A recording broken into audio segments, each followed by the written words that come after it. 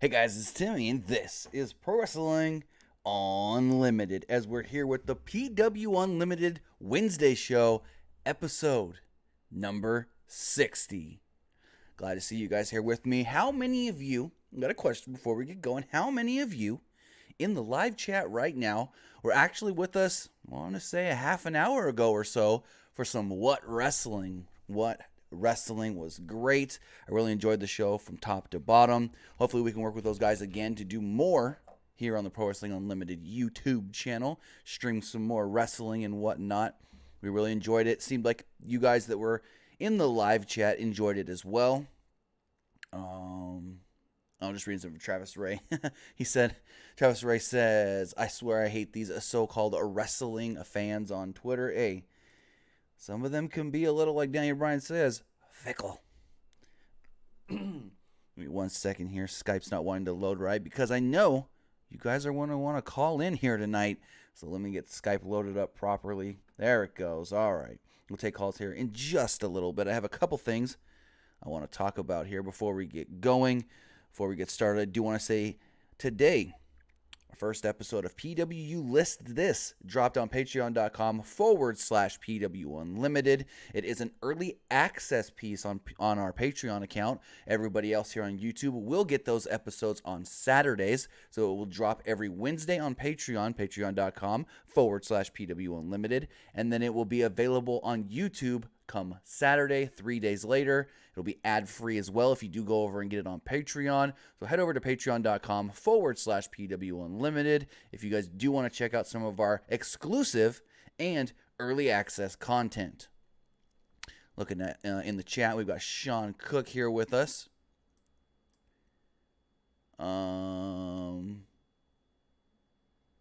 We've got Kristen McNutt. We've got Moaz Ahmad. Let me see. All right, yes, Skype is working, so you guys will be able to call in once you do start taking calls. Sean Cook says, Tim, did you play the DLC yet? Actually, I have not. I haven't touched my PlayStation all week so far. I've been that busy. Unfortunately, I have not been able to check it out. I've seen all the videos online. It looks great. I mean, excuse me. From what I've seen so far, I think the Leo Rush render, the character in the game, may look the best from what I've seen. The Dakota Kai one looks really good as well. Just seeing what else you guys are saying here in the chat.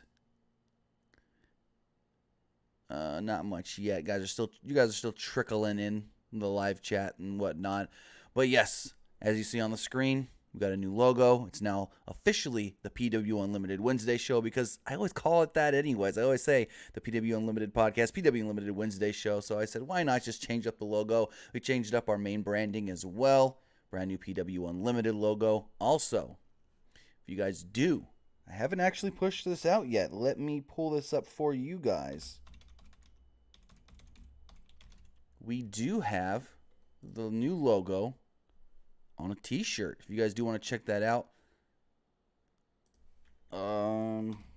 Why is it not loading? There we go. Okay, let me see if I can pull this up on screen for you guys. It may not work. Let me try to do some fancy camera work here.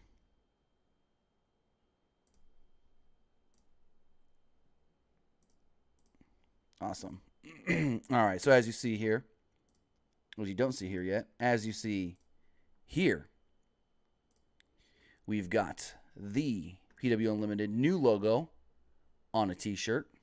You can also get it on a, you can also get it right here on a sweater. You can get it on a baseball tee, a hoodie, kid sizes, stickers, cell phone cases, mugs, pillows.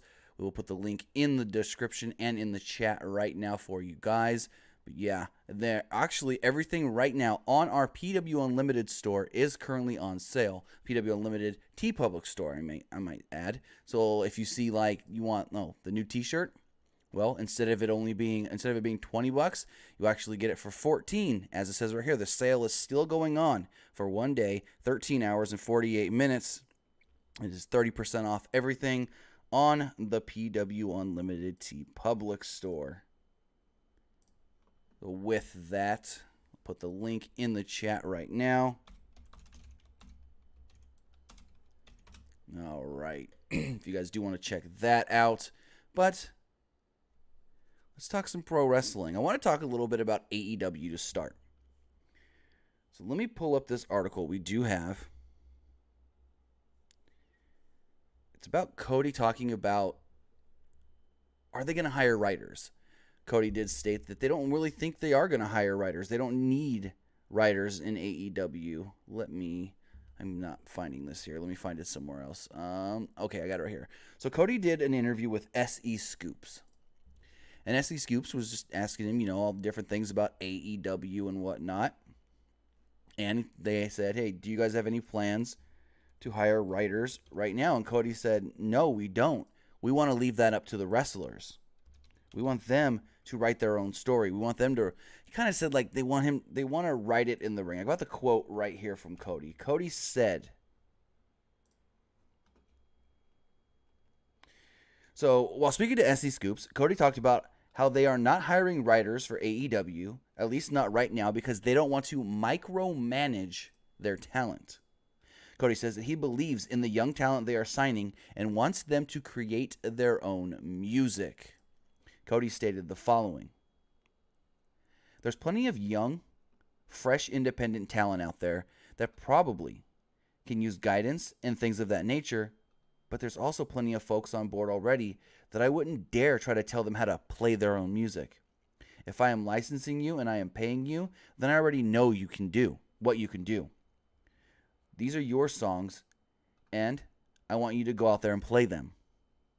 He goes on to state, he says, when you have like-minded super professionals like Nick and Matt, like Hangman Page, when you have like-minded super professionals that you like to see, it's fun to see how everybody works for a common goal. Again, the wrestling I grew up on. Cody goes on to state that we're taking bullet points. We're talking the overall knowledge of the business, and then we're going to let the guys go play. Take a look back at the wrestling. He says, for the most part, they're all grown men and women doing what they were hired to do. They've cut their teeth, they've paid their dues, and they're going to get out there and play their own music. I would very much like a presentation that mirrors that. We don't need to micromanage. We certainly don't need to have a script to have a great product. So Cody's basically saying that yes, they may go out there and say, okay, here's what we want from the promo. Here's this, this, and this. Now go deliver. You guys figure out the middle part. I do agree with that, and I don't agree with that. Because the thing here is they've got to have writers, at least someone on the creative team, to plan these storylines out. I don't think they're not going to have a creative team that's going to plan the storylines out. Because you can't just say, oh, we want to do a storyline between Hangman Page and Pac. Eventually, it may lead to a championship opportunity. But how it gets there, we don't know. We'll just let them wing it. I don't think that's going to happen. I don't think they're going to let guys just wing it. But they'll say, hey, here's what we're looking for tonight. We're not going to say this is the words and exactly everything you need to say, but go out there and figure out how you guys want to do it. I think they're going to give them a lot more leeway than we do see with other companies and stuff, so I like that aspect of it. Cody also talked about how they may actually look into maybe not hiring, but working with guys like Eric Bischoff, Bruce Pritchard, and Conrad Thompson as like creative consultants. So that's another interesting part there. But I just wanted to know what you guys think about that. Do you think AEW should hire writers? Do you think they need to have a writing staff to script out stuff kind of like the WWE does, or maybe not as in depth as the WWE does? I think they don't need a full-on writing staff to script everything. They just need a good creative team that can plan everything out enough time in advance that allows them to, if something does happen, they know how they're going to, I guess you could say, divert and change plans on the fly if they need to, or a week or two out if they need to.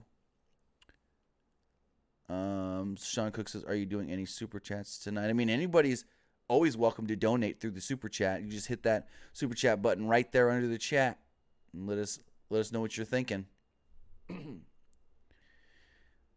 Going forward, just reading the chat here for a second. I do want to talk about something that did come up late tonight. It's about Abyss and Sanjay Dutt. Abyss and Sanjay Dutt have apparently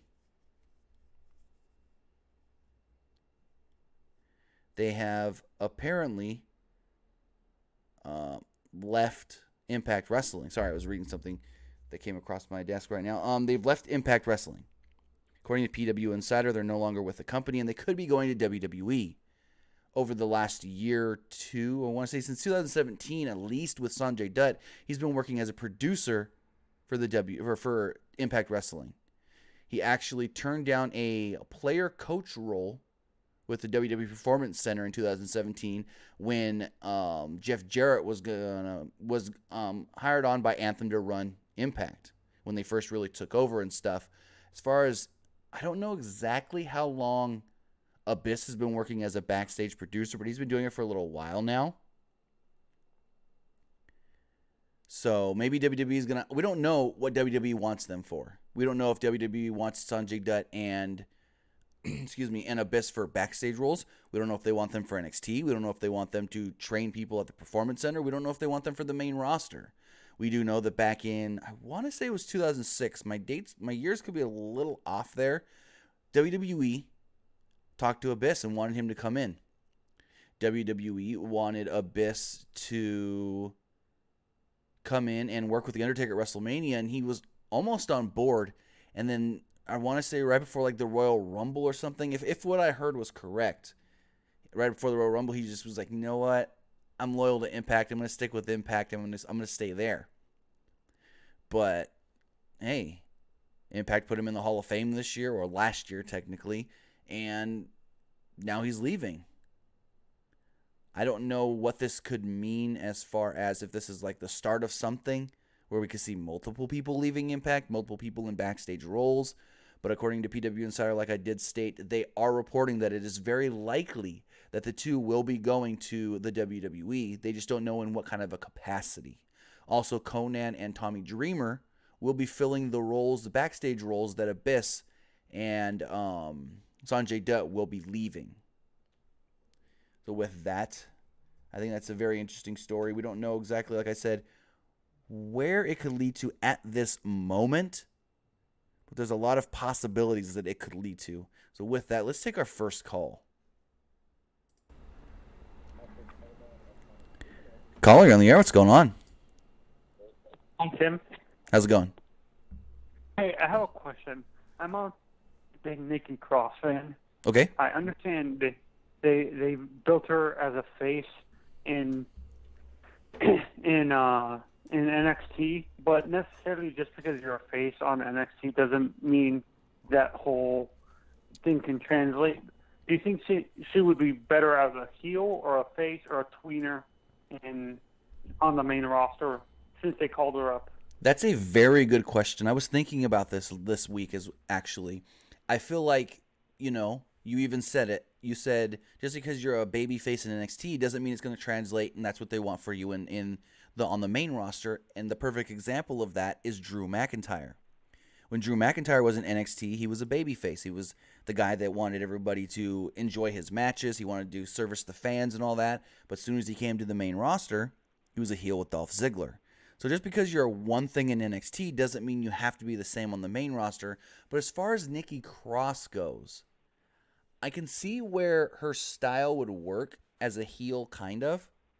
But I feel like she's got that style where she leans a little more towards babyface, just because of the way she works. That crazy fanatic thing? Right, the crazy fanatic thing that the fans like. It's not like the crazy fanatic that she wants to hurt everybody, that she wants to, quote-unquote, be that evil person.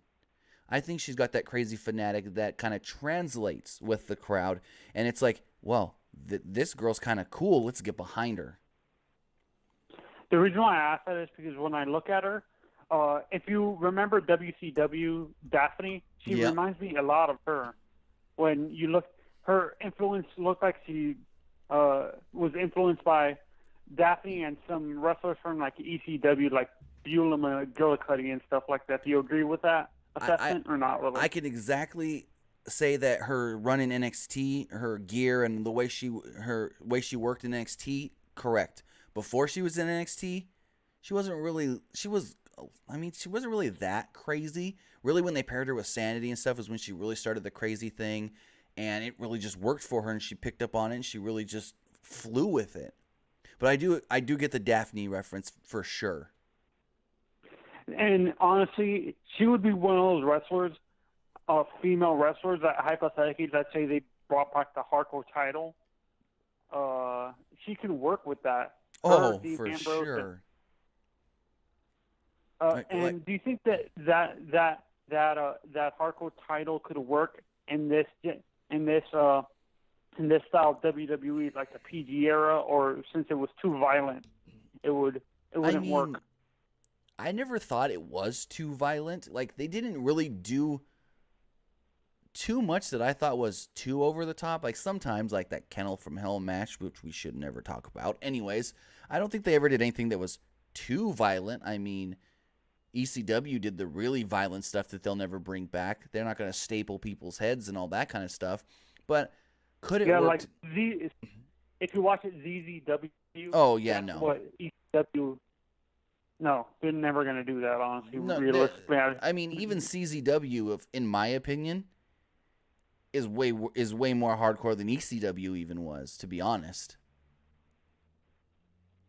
Yeah, when I look at it, it looks like a more violent version of ECW. Correct. And I don't think they can go mainstream, to be honest. No. Because, honestly, you would have to be able to, like, what is it called?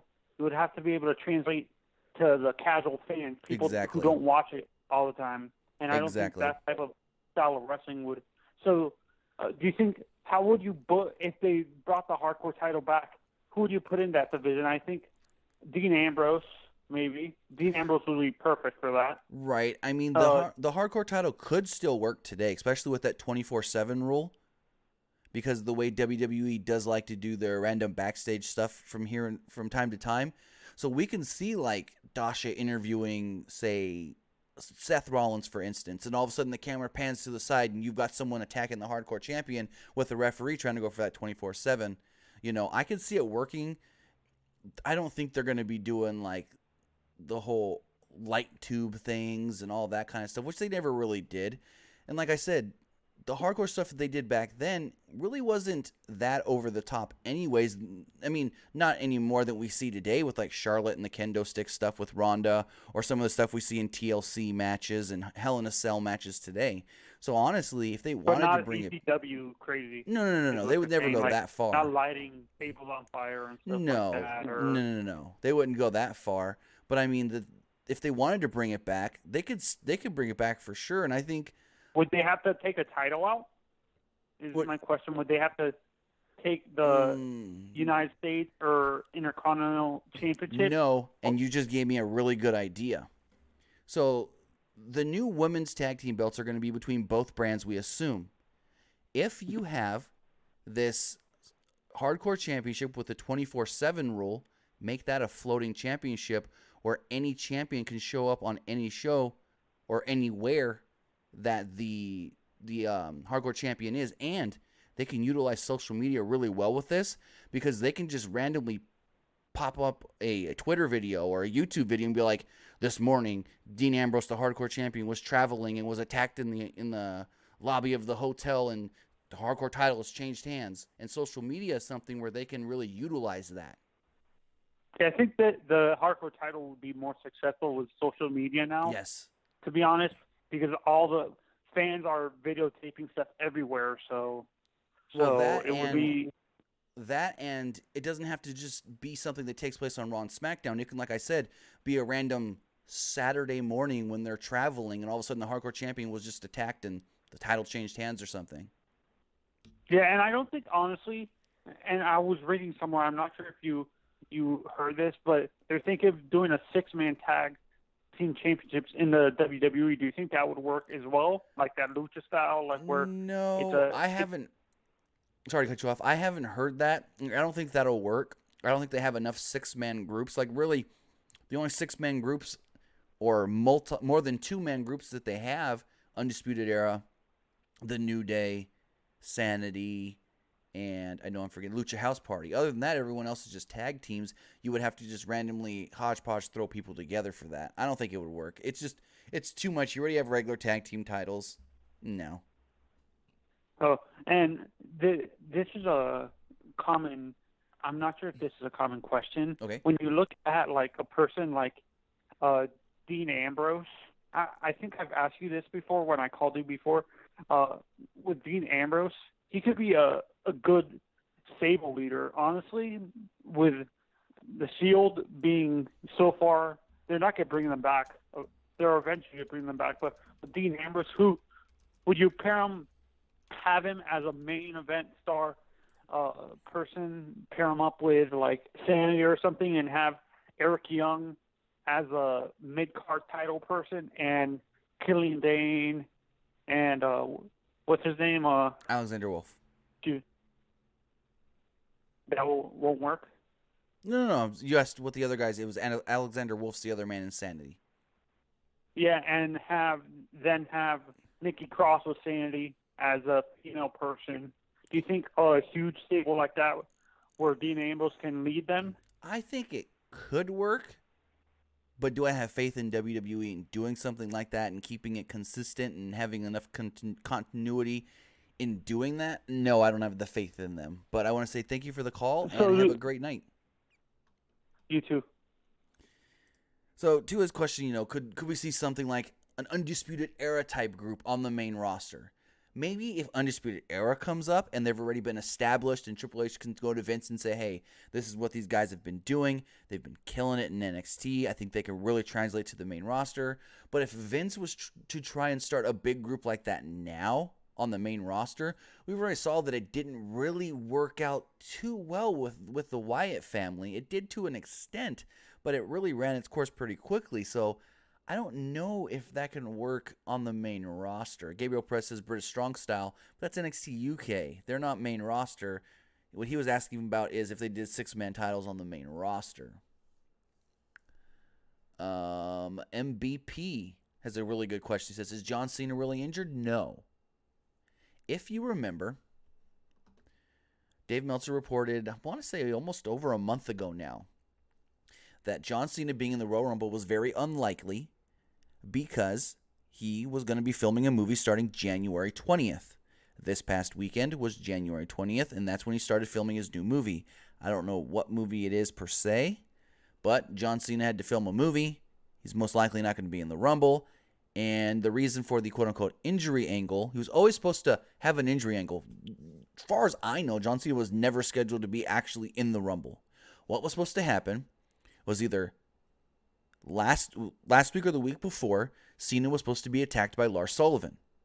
Lars Sullivan was going to attack John Cena so bad that John Cena was going to be unable to compete going forward, need to take some time off yet again, and then he would come back later down the line, maybe in like March, and challenge Lars Sullivan to a match at WrestleMania.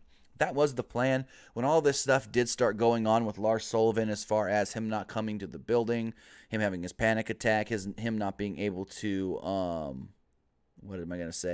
really just be there, they changed things, and now they're going forward with or without him, I want to say. So as far as are they still going to do the match at WrestleMania, I don't know. But it'll be interesting to see what actually goes down with John Cena if he does get a match at WrestleMania. I assume they would want him to work WrestleMania. I don't think they wouldn't, but we'll see. Let's see what else you guys are saying here in the chat. BPA says John Cena versus Daniel Bryan at WrestleMania for the WWE Championship. That'd be okay. Tyler Westler, we will answer that question here coming up shortly, as I will be giving my Royal Rumble predictions here in just a moment. Promo says, any update on Lars? No update on Lars. Like I just said, they're going to be basically the way Triple H, he was asked about this on today's conference call and kind of like didn't want to answer it and kind of was just like, we're moving forward. So as of right now, they're just moving forward. I've heard that basically they've had little to no contact with him ever since the incident outside of Raw a couple weeks back. So it's unfortunate. Amaz says, do you have WhatsApp? I don't know what WhatsApp is.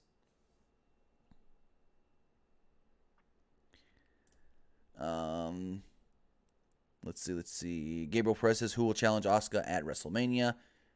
Hard to say right now because they still got a couple months left till WrestleMania. We don't know exactly what the plan is with Charlotte and Becky, whether they're both going to challenge Ronda Rousey, whether only one's going to challenge Ronda Rousey. Maybe they do just Ronda versus Becky, and then Charlotte challenges Asuka at WrestleMania. Who knows? BPA says, what do you think will be the main event of WrestleMania 35? I think anything that Ronda Rousey's in. I really think they want to do the whole Ronda Rousey main event WrestleMania, saying that, hey, look, the first women to main event WrestleMania. So another thing I wanted to talk about here has to do with both the Revival and Mike and Maria Kanellis. We know that both pairs supposedly, reportedly, basically asked for their release from the WWE. We learned that the Revival actually, basically right after their match, not this past week, but the week prior, went straight to officials backstage and were like, we want a release. They were unhappy with the match they had. They were apparently unhappy with the way the tag team division on Monday Night Raw had been used. And WWE said no. Apparently, WWE told them, give us a couple of months and we'll prove to you that we can really do some good things with this tag team division. So, I guess they just had to say, okay, if WWE wasn't going to let them out of their contracts, what are they going to do? Oh, we're just going to go home and not come back? They're going to pull a Pac and Neville. But, so we saw this past week on Raw, it looked like they were trying to revitalize some tag teams here. They finally used Heavy Machinery on the main roster in a squash match. Looks like Hawkins and Ryder are back together. So, very interesting what they're going to do. Honestly, I think the Revival may get buried by Hawkins and Ryder. I think Hawkins is going to get his first win since returning against the Revival. That's the way it looks to me. Now, as far as Mike and Maria Kanellis goes, this is the more interesting one in my opinion. So, Mike and Maria reportedly asked for their release. Maria then went on Twitter and said, no, I did not ask for my release. Now, whether Maria herself didn't ask and only Mike asked is to be seen. Whether Mike only asked for himself or Mike asked for both of them, we don't know. We would assume that it was asked for both of them. According to multiple sources that are close to the situation, they did state that Mike was openly talking backstage about wanting his release and asking for it, but it was denied. This weekend is the Royal Rumble. They're also doing Royal Rumble Access, and you would think everybody's going to be on the road. Everybody should be on hand for the Access event in case they need someone for a signing, for the Royal Rumble in case they need to add somebody else to the Rumble. And Mike and Maria were told that apparently we don't need you this weekend. You guys don't have to be on the road. Pulled from the road. Interesting. So then, they were supposed to have a Power of Love WWE Network special going into Valentine's Day next month. That special has also been pulled from the WWE Network lineup. So a lot of interesting things are going on. We don't know exactly what's going to happen with Mike and Maria. With them not using them now, does it look like WWE is going to give them the release? I don't think so. Could they make them sit home and wait it out like they did with Pac? Possibly. Now, we don't know exactly when Mike and Maria, or at least just Mike, did ask for the release. We can look at a timeline and say, okay, well, when was the last time we saw them on TV? We learned last week that it was a couple of weeks prior to even that they asked for their release. Mike has not been seen on TV since December 4th. So could it have been right around then? Could it have been that week? Could it have been the week previous, the week after? We don't know. But it's probably safe to say right around middle of December, could have been middle to late December maybe, when he asked for the release. Now, I do see Gabriel Perez in the chat keep asking Dolph Ziggler. We really don't know anything more other than what we originally reported about Dolph, that Dolph was offered a producer contract, a producer role backstage within the WWE. He didn't want to take it, and as far as I know, he hasn't re-signed yet. He hasn't signed a new contract, and some are indicating that he could be, done by the end of the month. That one's more up in the air than any of the other two stories. We haven't learned anything other than that initial report about Dolph. So that's why we haven't really been talking about that one as much, because there's not much about it. Just looking at the chat a little bit. Tyler Westler says, good to see Zack Ryder On Monday, I forgot he was on Raw. A lot of people forgot he was on Raw. He actually only had one match on Raw all of 2018. And it was on the very last episode of Raw in 2018. It was in a Battle Royal. But let's take another call here. Caller, you're on the air. What's going on? Hey, Tim, what's up? What's going on, buddy?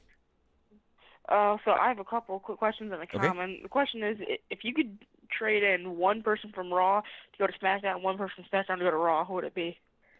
I'd put Finn on SmackDown. Yeah. And I would put Randy Orton on Raw. Why? I'm not. I disagree. I'm just wondering. I just think Finn would work really well with the other guys there on SmackDown: Rey Mysterio, Daniel Bryan, AJ Styles, Andrade. And I just feel like it's time for a change for Randy Orton. Okay. I would say Nakamura to Raw and Corbin to SmackDown. I think keep Nakamura on SmackDown. He's going to get used even less than he does now on Raw if he's on Raw. But, I mean, at least he'd be on TV, like we talked about last night with Nakamura. I don't know. And my second thing is, you know how they shortened the name from Andrade, Right. being almost Andrade? How do you feel about that? Because they've done good in the past with Adrian Neville to Neville to Antonio Cesaro to Cesaro, and they've done okay with names of Rusev, Alexander Rusev. Like, so I feel like the Andrade scene almost is a little weird. To Andrade. Just like the other ones, they came out of left field. They didn't like set this up or anything. It was just all of a sudden their names were changed. I think the Andrade Cien Almas name worked for him. You never really needed the CN. You just be Andrade Almas. But I think just like with all the other ones, with Alexander Rusev, Adrian Neville, Antonio Cesaro, if they do keep the name change, it'll just grow on us and we'll forget. I mean, most people forgot that he was Alexander Rusev. Well, yeah. So I think just over time, it'll just grow on everybody if they just, push it hard enough as no, this is just Andrade. Yeah.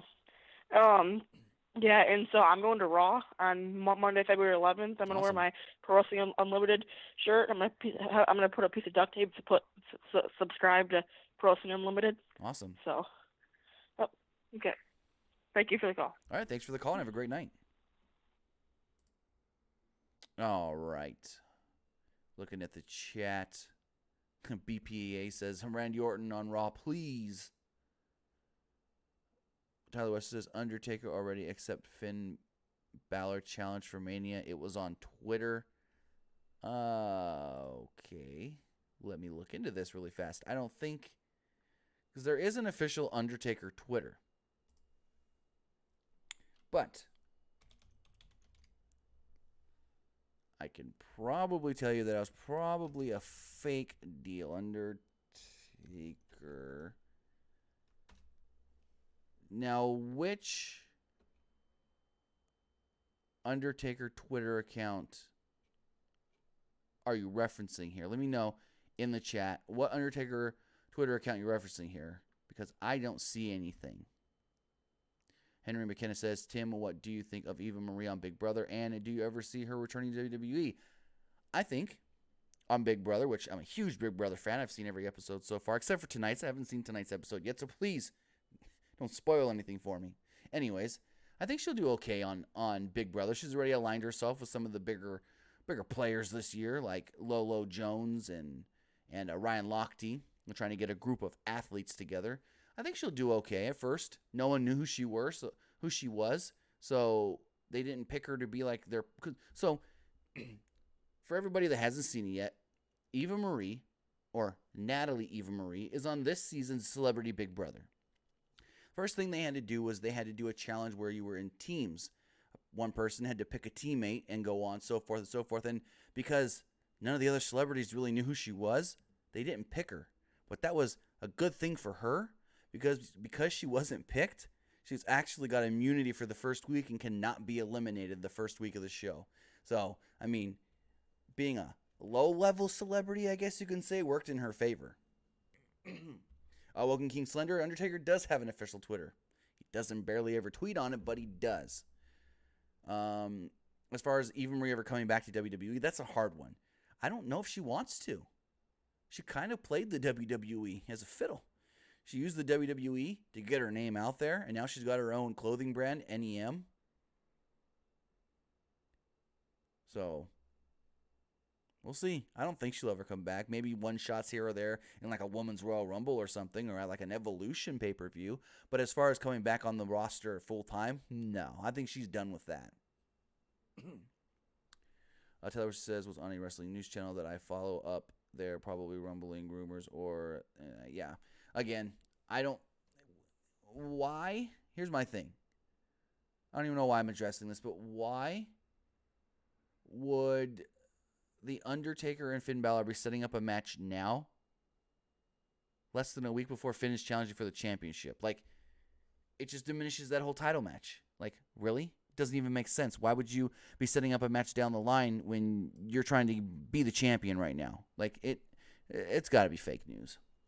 Gabriel Press says, do you think Finn will bring the Demon at the Royal Rumble? No. And he's told ESPN that. He said, I will not be the Demon. I will be Finn Balor, the man. He said he will not wear the Demon paint. But let's take another call. Caller on the air. What's going on? Hey, Tim. How you doing, sir? Pretty good. Yourself? Pretty good. Hey, this is Mark Santos from Ennis, Texas. I got one question for you guys. Sure. Who holds the record for being the longest in the Royal Rumble overall? If you take into account, like, for one single Royal Rumble? Yeah, just the basic single Royal Rumble. So if you look at the greatest Royal Rumble, that would be Daniel Bryan. He's got the record overall. If you lump in the greatest Royal Rumble, if you don't factor in the greatest Royal Rumble, it would be Chris Jericho, I believe. Really? I think. I can look that up, though. Jericho may have the overall combined time. I could be wrong there, though. Right. But so what about Rey Mysterio then? I know he had the 62-minute mark. Right. I'm looking it up right now. I can tell you 1 second. So the longest time spent in a single Royal Rumble. You are right. Okay. So Jericho's got the overall combined time. Daniel Bryan technically has the longest time in a Rumble at 1 hour, 16 minutes because of the greatest Royal Rumble. But Mysterio is technically the regular Royal Rumble leader with 1 hour and 2 minutes. Right. So therefore, Rey Mysterio is the top guy, and not Daniel Bryan, because that greatest Royal Rumble was just not a actual WWE Royal Rumble match, right? Technically, yeah, you can say that. I knew it. But as far as Jericho goes, overall he's been in, I don't know exactly how many Rumbles he's been in, but he's spent a he's been in a lot of them. He's been in the Rumble over all his times 5 hours combined. Right. Triple H is close with 4 hours. That's all right. All right. Now, I'm just wondering who was the top guy because overall, top guy, Yeah, it would be top Rey guy sets the bar. Yeah, it will be Rey Mysterio, and unfortunately, I hate how they do this. Rey should be considered as they shouldn't say, oh well, only Shawn Michaels and Chris Benoit have won from the number 1 spot because the number 2 spot's just the same. So it should be a starter because Rey started number 2 in that Rumble that he won. So that's just the same as starting number 1. All right. That sounds good. Another thing is, too, that I want to ask you another thing. Do you also do, y'all don't do podcasts after NXT, do y'all? Actually, we are starting that now on our Patreon, patreon.com/PWUnlimited. Okay. We will be doing every Friday on Patreon. We will provide a NXT, NXT UK, and 205 Live review podcast. Right. And then, that sounds great. Then, also with this week, the NXT portion will be available on YouTube since we are coming up on an NXT Takeover. Right. Yeah. One thing I did see earlier on tonight's show, because it's on the network, I noticed that the tag team of Io Shirai and Kairi Sane took on formerly members of Impact, Tiana Brooks, which is known as Rebel, and I think you can say she's the other girl was probably a jobber, Amber Nova, if you're familiar with her. Yes. Yeah. with that being said, do you think these girls that used to wrestle for Impact or were on Impact, do you think they're going to be a part of NXT, or do you think it's just a one-time deal? Because I've seen like Lady Tappa, one time on and including Mia Yim a while back when she took on Charlotte. So do you think it's just a one-deal for them? I haven't heard if they're going to use them anymore. As of right now, I would assume it was just a one-time thing, just to bring in some girls that they can beat. So unless we hear anything different, all we can assume is it was just a one-time thing for those tapings. Right. Okay. I mean, if you have time for me for another deal, I'd like to ask you another deal if it's all right. One more. Oh well, how's Nick doing? Because I always like hearing Nick all the time, dude. He's doing pretty good. He's on vacation right now. Really? Oh yeah, he did went to Florida or something, didn't he? Yeah. Oh, excellent. All right, hey, give him a shout out for me, man. All right, have a great night. Thanks for the call. You too, man. Appreciate it, man. All right, we're going to take one more call here, and then we're going to go talk about this coming weekend for the WWE. Caller, you're on the air. What's going on? Hi, how are you? I just have a question about WWE Hall of Fame. Okay. Obviously, WWE doesn't like to induct superstars that are no longer with us. But who is your or who would you like to see get that quote unquote no longer with us spot in WWE Hall of Fame? Well, you my favorite if I had to pick would be Bam Bam Bigelow because he's from Jersey. But who would you like to see? So I don't know where you got the idea. Like, where did you hear that they don't like to induct deceased? I don't know. That's just a fan stereotype thing that you would rather have people that are alive. That's really not true, because, I mean, they inducted Macho Man after he passed away. I know, but they would normally like to do at least one for good PR. Right. And I think Macho Man, there's a good, or not Macho Man, sorry, Bam Bam is a very, very good choice for this year. I know he was on the short list for last year, and then when they finalized MetLife Stadium in the New York area, they said, hey, he's from that area. Let's wait a year and put Bam Bam in next year. PR kind of reasons, like you said, not just because he's a deceased wrestler and all that, but because he's from, he made a name for himself up here in that area. So I think Bam Bam Bigelow is a very good possibility for this year's Hall of Fame. But if you had a choice, who would you like to see? If I had a choice of anybody no longer with us that's not in the Hall of Fame already, that's a tough one. I really don't know off the top of my head. I couldn't really think of it right off the top of my head, to be honest. China. They're not going to go China. I didn't even bring that one up because I know they're staying away from that one. Amber Neidhart. That's a good one, since he did just pass away. Yeah, that's very possible this year.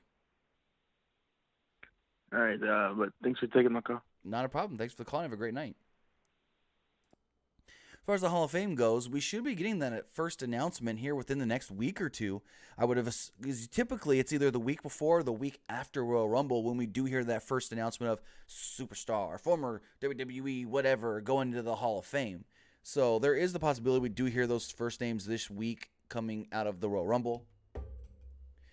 And speaking of the Royal Rumble, we're going to talk about the Royal Rumble and Royal Rumble predictions. But before I do, just like not the caller before, but the caller before the last caller, he asked about NXT podcast. Well, if you guys head over to patreon.com/PWUnlimited, you can get an NXT, a 205 Live, an NXT UK review on our Patreon.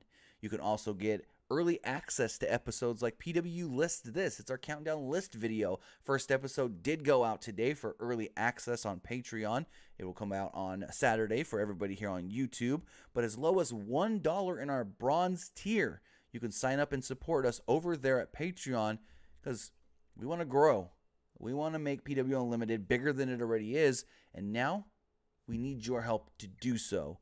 So if you guys would like to go over and check out PW Unlimited's Patreon, patreon.com/PW Unlimited, we have a bronze, silver, gold, and platinum tier. If you do sign up for our platinum tier, every other month, you will get an actual exclusive physical item only available for our Patreon subscribers in the platinum tier. But with that, It's time for some Royal Rumble.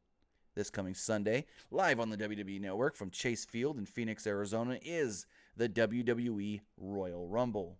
We do know of 7 title matches taking place on the show with 2 Royal Rumble matches. I'm going to give you my predictions right now. So we did learn on SmackDown this week that the U.S. title match between Rusev and Shinsuke Nakamura will be taking place on the pre-show. Unfortunately, I think, all things considered, Rusev retains the championship. Going forward, we also know that the Cruiserweight Championship match will be on the line on the pre-show as well. It will be Buddy Murphy defending in a fatal 4-way match against Kalisto, Hideo Itami, and Kira Tozawa. I think, again, Buddy Murphy retains the championship. Maybe they can put it on Kalisto, but I think all things considered, keep that title on Buddy Murphy. He's doing a bang-up job as the champion right now. So going forward, as we look at the SmackDown Live Tag Team Championship matches, The Bar defending against Shane McMahon and The Miz. And I think I'm going to say it right here, bold prediction. Probably not that bold, actually. Shane and Miz walking out new SmackDown Live Tag Team Champions. Going forward, with the Raw Women's Championship on the line, Ronda Rousey defending against old Sasha Banks. Ronda's got to win and retain that one. With the SmackDown Live Women's Championship on the line, we got Asuka, defending against Becky Lynch. Again, keep the title on the champion. Asuka defends that belt successfully, and depending on the placement of the card, maybe we get Becky also in that Women's Royal Rumble. Just saying, there's a possibility. Going forward with a WWE Championship on the line, Daniel Bryan defending against AJ Styles. And there's a reason why I'm going to say Bryan defends successfully. As far as we know right now, AJ Styles is still in contract negotiations with the WWE. If AJ Styles has not agreed to a new contract going into this match on Sunday, there's no way they're going to give him the championship with the possibility of, just in case it happens, he doesn't resign and leaves, and he's still the champion. So I don't think they're going to put that title on AJ Styles with the possibility that he could somehow leave the company. I mean, we know it's not somehow. He could. If he doesn't want to resign, he wants to go somewhere else, or he wants to officially retire. But because of that, I don't think there is a way you can put that title on AJ right now, unless between now and Sunday he agrees to a new contract. But even without that considered, I still say keep the title on Daniel Bryan. So the final title match on the show, with the Universal Championship on the line, Brock Lesnar defending against Finn Balor. As Vince said on Monday, it's David versus Goliath. Goliath, Brock Lesnar, David reincarnated, Finn Balor. And, I mean, this one's too obvious. It's very, very obvious. You've got Brock Lesnar successfully defending against Finn Balor. Now, the reason we can say that with 100% certainty is because why Finn's in this match in the first place. The match was supposed to be Braun Strowman versus Brock Lesnar, and then Vince goes, for what we know, Vince said, oh, well, we don't want Braun losing again to Brock Lesnar, so we have to change this match up. So if the plan was never for Brock to lose the title at the Royal Rumble anyways, what makes us want to believe that he could have put that title, he could have changed his mind and said, you know what, let's put the title on Finn. I don't think that's going to happen. I think it's a lock. It's like a 99.99999% chance Brock keeps that championship. So moving forward with the Royal Rumble matches, we've got the Men's Royal Rumble. We've got the Women's Royal Rumble. We know of, I want to say, all but maybe 5 or 6, maybe 7 women who will be in the Women's Royal Rumble. I think the Men's Rumble, we've got about 10 slots left open. But I think in this Women's Royal Rumble, it's really hard to predict this one. So I'm going to give 2 predictions here, which you guys are going to say, well, you're just stating the obvious. It's either going to be Charlotte or it's going to be Becky. Whether Becky gets into this match or not is to be seen. But I think with everything we're hearing, it's going to be one of them. And then they don't challenge their champion from their brand. They challenge Ronda Rousey. As far as the Men's Royal Rumble goes, I'm not changing my plan. I'm not changing my prediction. I've said this for months now. I've said this since probably November. Seth Rollins. Seth Rollins wins the Royal Rumble. Goes on, challenges Brock Lesnar at WrestleMania. Bada bing, bada boom. Get that title off of Brock. Put it back on Seth Rollins. New champion. WrestleMania. There you go. So those are my predictions for this Sunday's Royal Rumble. Royal Rumble comes to us live on the WWE Network from Chase Field in Phoenix, Arizona. And we will be live following the Royal Rumble, as we are with every WWE pay-per-view, with our live Royal Rumble review and recap. So with that, let's take another call here if we do have more. If you guys do want to call into the show, 559-475-8473. We'll take this call here. And caller, you're on the air. What's going on? Hey, Tim. How's it going? My pick was always been expecting Seth to win so far. And my other thing, I just didn't on my nerves because I've been seeing a lot of wrestling news. Predict that Kenny Omega doesn't show it at the Rumble when his contract won't be done on the 31st. Yeah, I know exactly what you're saying. There's a lot of people. There's a lot. Go for it. What do you think of that? The other wrestling news. Yeah, I know. This rumor. There's a number of other quote-unquote news sites and news YouTube channels that are out there trying to report that, the current status of Kenny Omega. It's all clickbait stuff. It's the current status of Kenny Omega for the Royal Rumble. Will the Royal Rumble see Kenny Omega? Will Kenny Omega show up? Can he show up? It's all just, they're trying to get clicks leading into the Royal Rumble. There's no possible whatsoever kind of way that Kenny can be at the Royal Rumble. No. Let me rephrase that. In the Royal Rumble. If he wants to show up to Chase Field on Sunday in Phoenix, Arizona, by all means, he can show up there, I presume. But he can't work the show. Legally, he's still under contract with New Japan until at least January 31st, if not the following week. So we're hearing his contract expires that first week of February, or is up that first week of February. Whether that's February 1st or February 7th, we don't know exactly. But Kushida did say that his contract expires on the 31st, so that's why everyone just assumed Omega's is the same. But like I said, if everybody that's trying to say, headline, current status of Kenny Omega for the Royal Rumble, it's all clickbait. And one more thing before I let you go. Okay. Do you know who did go sign more wrestlers? I heard 3 weeks ago he signed some stars to AEW. Cody did state in an interview last week that they've signed about 4 more guys. This was last Monday or Tuesday, but they didn't reveal any of the names.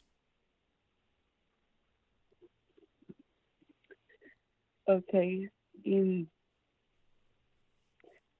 Does Tim Ross go to join AEW have a target dominance? To your question, I would say thank you for the call and have a great night. As far as Jim Ross signing with AEW, there's a possibility they sign him on as more than just like an announcer. He could be really helpful as far as talent relations goes, because he did that role in WWE. But talking WWE, Jim Ross is still under contract with the WWE until March. Once his contract does expire with the WWE in March, then he's free to go wherever he wants. That is why he's currently not calling any of this stuff for Access TV in New Japan right now, because WWE's blocked it out. WWE told him he can't do it anymore. But once March comes, then there is that possibility that we could see the Jim Ross come to the AEW or wherever else they want to sign him if he wants to do anything. And with that, if you guys are bronze tier members on patreon.com/PWUnlimited, you guys can ask us questions for the PW Unlimited Wednesday show. You guys just head over there as bronze members for only $1. Your questions will be answered on air. Travis Bagley has a question saying, who do you all want to win the Royal Rumble? And I gave my predictions already.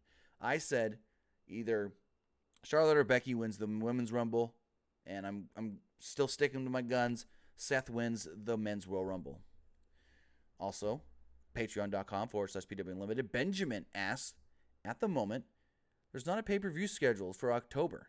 Do you think there will be a Super Showdown 2? I hope for another Super Showdown. A Saudi Arabia show? Or would it be Evolution? As of right now, I haven't heard. Let's see the WWE schedule for 2019. As I look that up, let's check out the chat as well. Chat is asking about... So, I've seen a couple of you now in the chat ask about this. Is Undertaker going to TNA? No.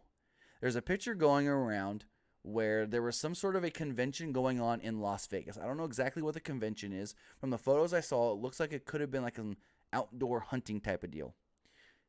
Impact was there with Eli Drake and Knockouts champion Taya Valkyrie doing a meet and greet.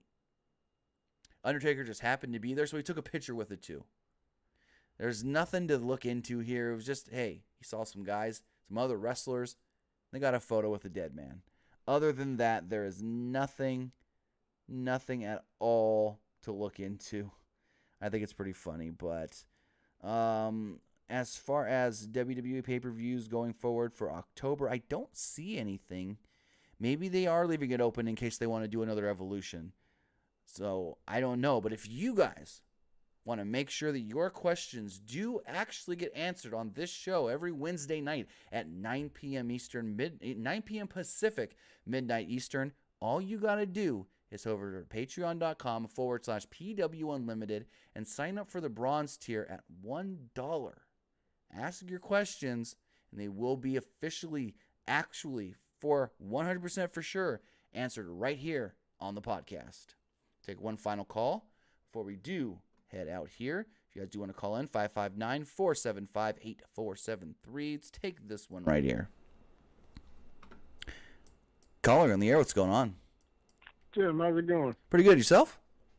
Going well. I just got like one thing. So if Go for it. It's about the women's Royal Rumble. So if we have that, yeah, like you said, it's obvious. It's like if Becky or Charlotte wins, one's going to face Ronda, right? I would assume. Most likely, right? Right. But what if, like, I know some people want, do a double count, do a double elimination, make a triple threat. Yeah, if you do that, I can see that happening. But who's gonna face Asuka? For real, I think I had an idea, but it probably won't happen. What's your idea? I say you. Can you hear me? Yeah. I say you trade either Becky or Charlotte to Raw and get in exchange for like Ember Moon to face Asuka, because and in NXT Takeover those two put on the show. I don't mind seeing that at WrestleMania. I don't think it'll happen, but who can really face Asuka at WrestleMania on the SmackDown roster besides Becky or Charlotte? I mean, looking at the SmackDown roster, if we take Charlotte and Becky out of the equation, I mean, the only other person I can think of, and they haven't really made her look good over the last couple of weeks, would be Naomi. I know, but they kind of fought or they had a match already. It wasn't as good as it could have been, but I mean, if they want to do a triple threat, you're gonna have to send somebody over to SmackDown, and I think Ember Moon would be perfect. SmackDown. Think about it, she kind of got lost in the shuffle a little bit over there. I totally agree with that one, but I mean, I do think that maybe they need to bring somebody else over from Raw to SmackDown. But at the same time, they're a call up wouldn't do so well. To be honest with you. No, and I don't think they're going to do another shakeup until after WrestleMania. So, say they do the double elimination. Becky and Charlotte both want Ronda Rousey. It's not going to be like a trade. They're not going to say, "Oh, well, you guys have to be traded to Raw for that to happen." It's they both won/lost the Rumble, or however they want to call it, so they both get to challenge. So it's not like, oh, well, those two went to Raw. Who are we getting on SmackDown in exchange? So that's why you have to look at the current SmackDown roster. And the only one I can really see as a legitimate challenger, they can maybe try to shoehorn Carmella in there, but either Carmella or Naomi. Yeah, Mandy Rose and Sonya Deville are still too green, in my opinion. Yeah, and I don't think the fans would really want to see that. I don't think if you tried to push Mandy Rose to a WrestleMania title match, I really feel like the crowd that comes to WrestleMania, that hardcore fan base, will just either be super quiet for the match or give it the what treatment and CM Punk chants the entire time. Yeah, you're right. Well, thanks for taking my call, and have a good night. Not a problem. Have a great night. Thanks for the call. With that, that's going to do it for tonight's episode of the PW Unlimited Wednesday show.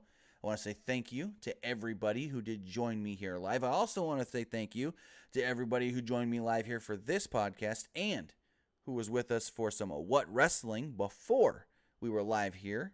What Wrestling will be coming back most likely here on the PW Unlimited YouTube channel with more great action. So you can follow us, of course, right here on YouTube. Follow us on Facebook, facebook.com/Pro Wrestling ULTD. Follow us on Twitter at PWUnlimited. Pick up some official PW merch at pwunlimited.net/tpublic. Go get some early access and exclusive content at patreon.com/PWUnlimited. And we'll see you this weekend for NXT Takeover and the Royal Rumble. We will be posting our NXT Takeover predictions either on Thursday, which is tomorrow, or on Friday. We'll let you guys know when those predictions will be coming out. We'll see you this weekend. Have a great night, guys.